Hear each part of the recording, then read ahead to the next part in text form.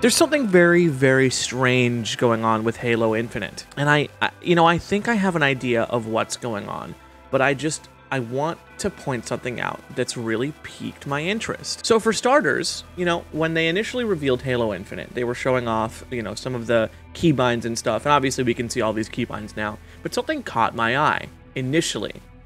There's the ability to drop weapons in the multiplayer. Now that's, it's a cool idea for people, but I don't see people really dropping their weapons very often. And I'm not going to complain about it. That's not what I'm doing at all. I think it's a great idea to have features like that in the game, just as an option of something that people can do if they really want to. However, I neglect to see how often it's going to come into play. But that's just something interesting I wanted to mention. There's a spotting system in the game, which essentially has all the same problems as the ability to drop weapons. There's not really a whole lot of need for it in the Slayer mode that we're playing right now. I could see it maybe coming in handy in the objective modes. And Big Team Battle, I could pretty much see a use for it. I think it's pretty understandable that it's in there.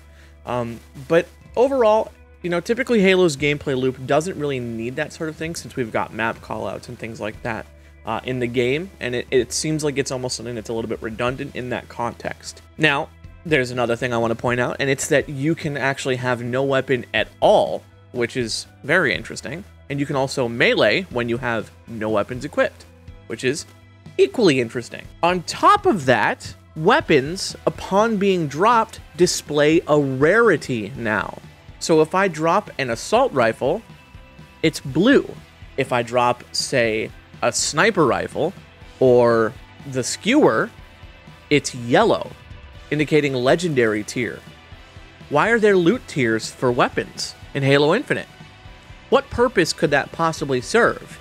I mean, surely it's a power weapon given the, the callouts that are happening over the radio, or you could just look at the damn weapon and see that this is a power move, using this weapon, surely. And the last thing I want to mention is something we've known for quite a while, and it's that the Razorback, the new vehicle that we're getting in the game, whenever we get to test out Big Team Battle, or maybe when the game launches, allows you the ability to store items on the back. And again, that's a great idea, but I just fail to see the real purpose and utility for it in a 12v12 Big Team Battle mode. I'm not quite convinced that that's going to be something that's going to matter a whole lot. Not only that, the Razorback happens to fit 4 people in it, which is interesting. Have you figured it out yet?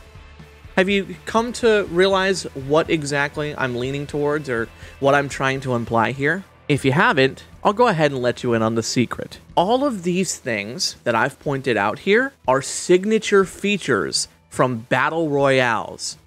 Across the board. Most Battle Royales feature vehicles with 4 people able to fit in them, because typically squad sizes in Battle Royale are 4. Weapon rarities are a thing in Battle Royales, so you can distinguish easily whether or not the weapon you're picking up is of value or is useful to you. The ability to melee without any weapons equipped is quintessentially important, because typically Battle Royales drop you into a world and they don't give you an item to start with, and you have to loot it. I'm not saying that Halo Infinite will follow this trend, but it's interesting that we have no weapons and the ability to punch, which otherwise would be kind of useless, Because what game mode are we going to play in Halo that's not going to spawn us with a weapon, right? What possible new or old game mode could be changed in a way that we wouldn't have a weapon? And the ability to drop weapons, again, just to reiterate, the ability to drop weapons is almost certainly so that you can trade loot with other players. Without a doubt. There's no question in my mind that that's why that's happening, or why that's the case. I'm sure they'll work out some other way, if that's what they're working on, to be able to drop grenades and things like that, or just give you straight up an actual inventory system to be able to go through.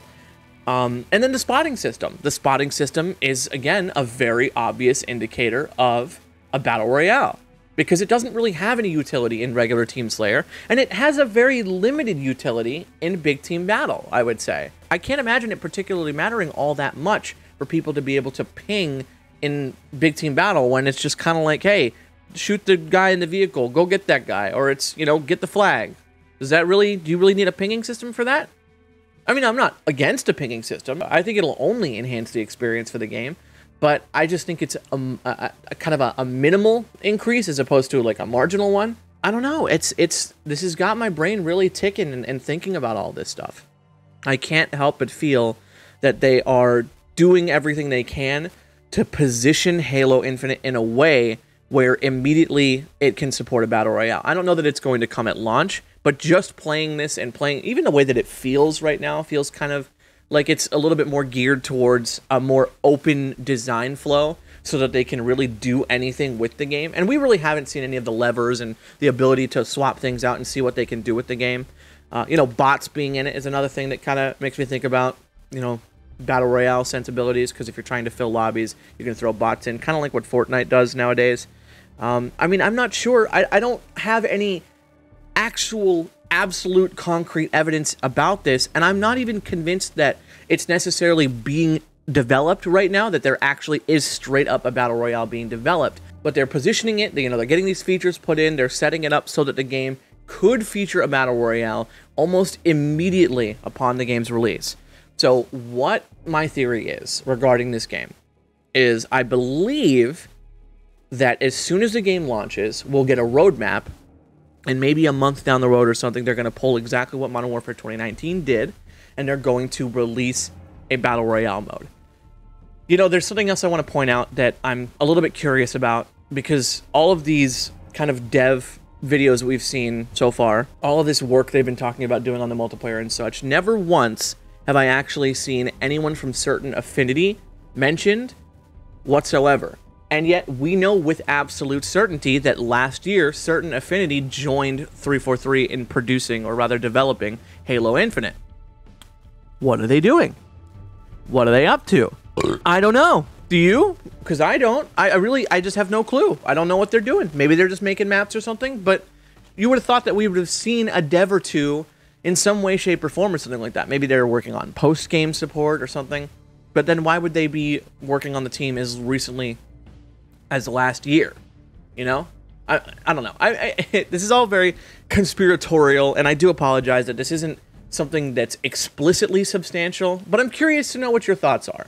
So I want you guys to post in the comments and let me know what you guys think regarding all of these features, or if you think it's just kind of a big grandiose coincidence. Because I just think that at this point, looking at these features as they exist, the thing that really gets me is the weapon rarities. That's the thing that really kicks me, right?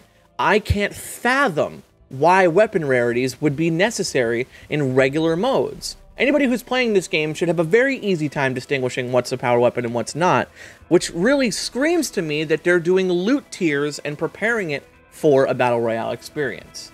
Let me know what you guys think in the comments. Maybe I'm a conspiracy theory nut. Who knows? Before I let you guys go, since I haven't uploaded in so long, I do want to go ahead and say thank you guys so much for supporting the channel. Even though I haven't really been doing a whole lot, there still has been a pretty good, solid chunk of support for the channel, and I really appreciate that. I would ask that if you're new to the channel, give us a subscribe, please. It helps Papa out a lot. Check me out on Twitter. I'm always posting on there, you know, giving updates and insights into Halo Infinite and trying to give my perspective and whatnot. And a lot of times you can get an insight into, like, where my brain's at regarding, like, upcoming videos and such. That being said, though, guys, thank you so much for watching. I will see you guys next time. Adios.